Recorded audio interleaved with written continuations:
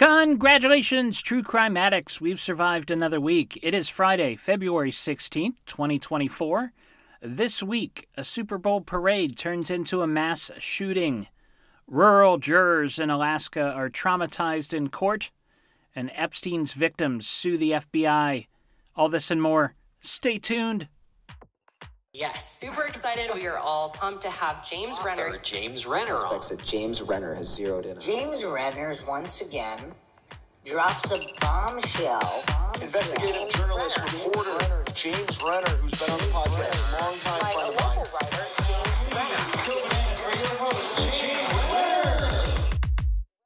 And we're back with True Crime This Week with me, James Renner. Hey, if the show sounds just a little bit different this week, let me explain. In fact, there's no video component to this week's show. I usually have, I'm shooting in my studio above the Renner estate. This week, though, I am back in the closet, if you know what I mean. Actually, my wife's closet, where I launched this podcast 3 years ago, I think. The reason is I broke my friggin' leg. I have a broken ankle right now. My fibula is in 2 parts. And I'm awaiting surgery on Wednesday. So I'm very limited in movement, and this closet is the best I can do this week in audio only. But I wanted to bring you the news. Otherwise I'm just laying down with my feet elevated playing Zelda all day. I got to do something. So here we go. I'm coming to you. And hopefully I'll be back next week. Hopefully the recovery's not too bad. But so I screwed up real good. You're 46 years old. You try to party like it's 1999, and you find yourself, face down in somebody's kitchen after tripping on a bar stool. So, yes, not the best look. Some recovery ahead of me. Don't worry. It's vitamin J is going to be okay. And as always, I want to thank Walter for being here. He's not manning the camera this week. He's doing some editing. He's just back from Vegas, where he shaved off Travis Kelce's beard. Let's jump to the top stories, shall we? 1 person is dead and 22 people are injured following a mass shooting Wednesday that occurred at the end of a parade to honor the Kansas City Chiefs, according to ABC News. City officials believe there were about 1 million people downtown for the parade that day, with 800 police officers working security. The shooting took place at Union Station as the celebration was ending. Half the victims were under the age of 16. So far, local DJ Lisa Lopez Galvin is the only person to have died from their injuries. She was a popular radio show host and mother of 2. We don't yet know the identity of the shooter, but police have detained several suspects, including 2 juveniles who were tackled by heroic fans shortly after the shootings began. Police must either charge them or release them by the end of today. At a press conference yesterday, police suggested the shooting was not an act of targeted terrorism, but had grown out of a personal dispute of some sort. Some news outlets have erroneously reported names of Middle Eastern people that have nothing to do with the shootings. Stay away from those. This marks, here's a little fun fact, this marks the 48th mass shooting of 2024 here in the United States. 81 people have died so far this year. 165 have been wounded, according to the Gun Violence Archive. And for this one, not for nothing, but there were 800 good guys standing around with guns of their own, who were unable to stop this one from happening. So, not sure that more guns is the answer. Obviously not. All right, here we go. A terrifying story is playing out in an Alaskan courtroom this week. This is one of those crimes. Usually I don't even talk about crimes that are this heinous, but the circumstances of this one are so unique that I got to talk about this. But trigger warning here. Hang on to your butts. 52-year-old Brian Stephen Smith is on trial for the murders of 2 Alaskan Native women, Kathleen Jo Henry and Veronica Abuchuk. On Monday, jurors were instructed that they had to watch a snuff film that Smith is alleged to have recorded of himself killing Kathleen Jo Henry. And that evidence is the crux of the prosecutor's case, obviously. It was that film that led police to Smith in the first place. See, back in 2019, Smith gave a homeless woman named Valerie Kassler a ride in his truck. While he was in a gas station, she stole his phone and walked away with it. She transferred the phone's contents onto an SD card, and when she viewed it, she saw a video of what appeared to be Smith murdering one of her friends, Kathleen Jo Henry. She turned it over to police, and police detectives actually recognized Smith. They were already investigating him in a separate case. Smith is from South Africa and has a very distinctive accent, which also comes out in that video recording. After he was arrested, Smith admitted to killing Veronica Abachuk. Police believe that Smith is a serial killer and may be connected to more unsolved murders in this remote area, where Native women can disappear without much media attention. In court, Judge Saxby arranged a video screen to face the jurors only. Anybody else who attended that hearing could only hear audio, but it was enough to make an impression on anyone present. This is a quote from the judge, Judge Saxby. Quote, "I need to characterize the videos. The videos show a woman's last 35 minutes of life. They show her being strangled to death, and she's obviously already been severely beaten by the time the videos were taken, while she's dying," end quote. As the video played, a man with a thick South African accent could be heard narrating the violent acts, at one time breaking into an AC/DC song. He said he was filming it for an audience. Quote, "In my movies, everybody dies," end quote, the man said. He also said, quote, "What must my followers think about you," end quote. The implications in that statement alone are enough to keep me up at night, but I'm going to try not to think about it too much. Those jurors, however, have to think about it for the next several days. Here's the final top story this week. Also surprising. Police in Portland responded to reports of gunfire coming from a quiet neighborhood on Thursday. Details of what transpired when they arrived at the home are so far unclear, but CBS News reports that crisis negotiators spent 2 hours speaking to resident 70-year-old William Haynes before arresting him without further incident. Inside the home, they discovered the body of Haynes' wife, 85-year-old Jeanette Beecroft. Haynes was taken to a hospital and will be charged when he's able to be booked into jail. Now, here's the strange part. You might know this guy. William Haynes was a pro wrestler for the World Wrestling Federation in the 80s, when he performed under the name Billy Jack Haynes. And he even wrestled against Ric Flair and Randy Macho Man Savage. So hopefully at his arraignment, the judge will take the opportunity to say, "I've got you for 3 minutes. 3 minutes of playtime. Oh, yeah." That's my Macho Man. Sorry. Anyways, much more to come. We got to talk about Epstein's victims suing the FBI, and there's some weird stories later on in this show.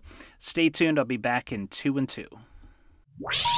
Please hang up and try again. And we're back with Voyagers, starring John Eric Hexum. A dozen women, unnamed women, sued the FBI on Wednesday for, quote, repeated and continued failures, delays, and inaction that allowed Jeffrey Epstein to continue trafficking girls for sex for more than 20 years, according to CNN. The lawsuit was filed in the Southern District of New York. The victims are seeking unspecified damages to be determined at trial. They also support the release of unredacted FBI documents connected to Epstein and his friends. A lot of people nervous tonight. They say the FBI failed to properly investigate Epstein after they were told way back in 1996 that Epstein and his partner, Ghislaine Maxwell, had abused a young woman. The victim called in the tip herself, but the FBI agent on the other end hung up on her.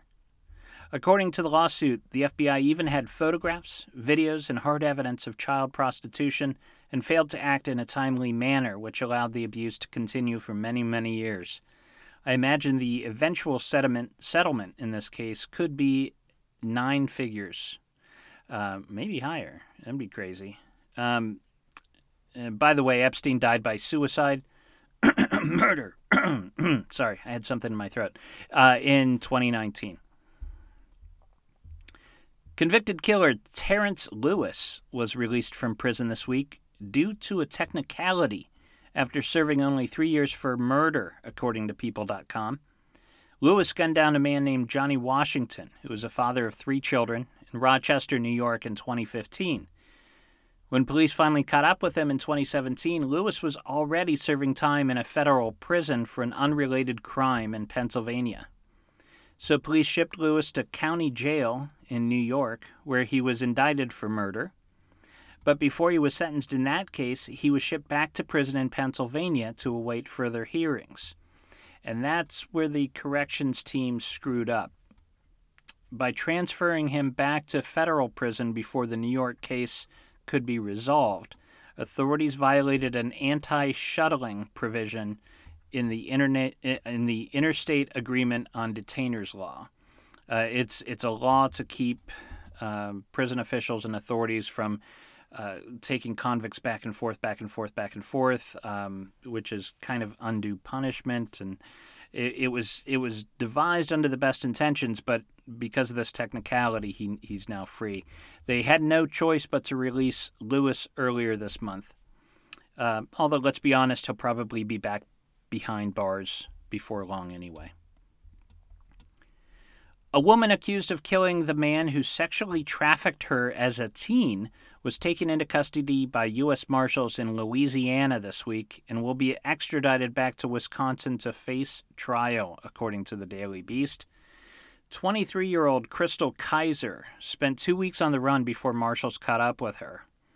Kaiser is accused of killing Randall Volar, who was pimping her out when she was just 17 years old, until she allegedly shot him in the head and set his house on fire.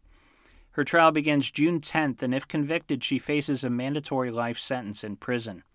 So, to summarize, a teenage girl killed her abuser in order to escape, only to be charged as an adult and will likely spend the rest of her life imprisoned by the government. So please, somebody tell me where the justice is in all that. And, this is kind of a bleak episode. I don't know if it's because of the broken foot and the medication I'm on. Who knows? But there's some sad stories. I've got one more, and then we're going to get to some fun stuff. Here it is. A Houston man will serve only 180 days in jail for serving his pregnant wife drinks spiked with crushed-up abortion pills, according to the New York Times. 39-year-old Mason Herring pleaded guilty on Wednesday to injury of a child and assault of a pregnant woman. According to records, Herring was in the process of separating from his wife when she became pregnant in 2022.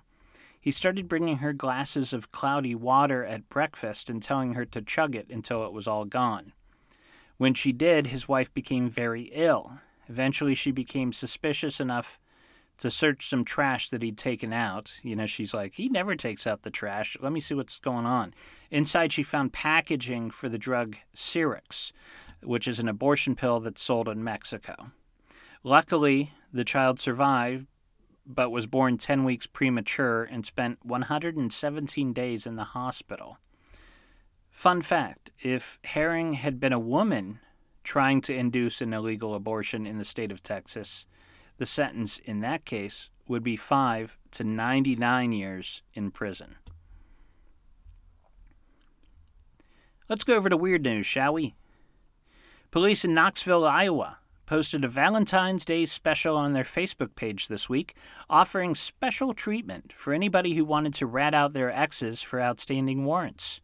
As part of this package, their exes would receive limited edition platinum bracelets, free transportation with a chauffeur, and a one-night minimum stay in luxurious accommodations at the county jail, along with a professional photo shoot at their booking.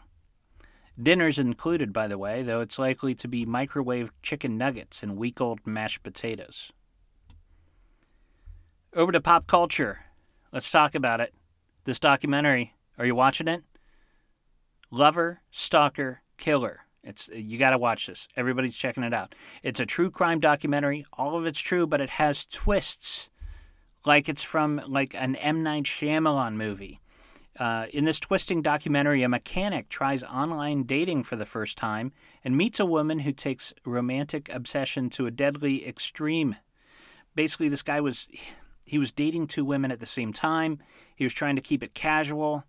They found out about each other. One of the women bumped into the other one on the way out the door, and he suddenly started getting threatening texts, but it's not as clear-cut as you think it is. Check it out. It's on Netflix. All right, for the book this week, I'm not going to recommend another true crime book. This week is a little different. I'm recommending a fiction mystery, a new cozy mystery in the style of Agatha Christie, Conan Doyle. Anyways, the novel just came out this week. It's called The Framed Women of Ardmore House, and it's by my friend, local writer Brandy Shalache. And let me read you the write-up real quick, and then I'll tell you a little bit more. An abandoned English manor, a peculiar missing portrait, a cozy, deviously clever murder mystery, perfect for fans of Richard Osman and Anthony Horowitz. Joe Jones has always had a little trouble fitting in. As a neurodivergent, hyperlexic book editor and divorced New Yorker transplanted into the English countryside, Joe doesn't know what stands out more, her Americanism or her autism. After losing her job, her mother, and her marriage all in 1 year, she couldn't be happier to take possession of a possibly haunted and clearly unwanted family estate in North Yorkshire. And when the body of the moody groundskeeper turns up on her rug with 3 bullets in his back, Jo finds herself in potential danger. She's also a potential suspect. At the same time, a peculiar family portrait vanishes from a secret room in the manor, bearing a strange connection to both the dead body and Jo's mysterious family history. With the aid of a Welsh antique dealer, the morose local detective, and the Irish innkeeper's wife, Jo embarks on a mission to clear herself of blame and find the missing painting, unearthing a slew of secrets about the town and herself along the way. And she'll have to do it before the killer strikes again. Trust me, you're going to like The Framed Women of Ardmore House. It's just beautifully written. And if you know anybody who's neurospicy on the spectrum, Shalache gets into that, and it's not pandering. She understands it from the inside out. And it's this main character, Joe Jones, is just so perfect. So check it out. Give it a read. And we did it. We made it. We made it through the episode. I'm going to go take a tramadol now, and hopefully I'll be back next week with more true crime this week. In the meantime, in the words of the incomparable Murray Saul, we gotta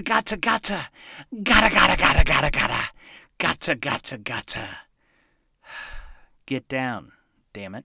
True Crime This Week is a Fearful Symmetry production. Photo and artwork are licensed through Shutterstock.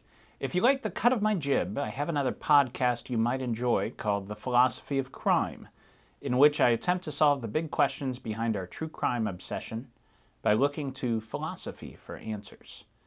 Thank you for listening. I'll see you next week. Sit, Brownie, sit. Good dog.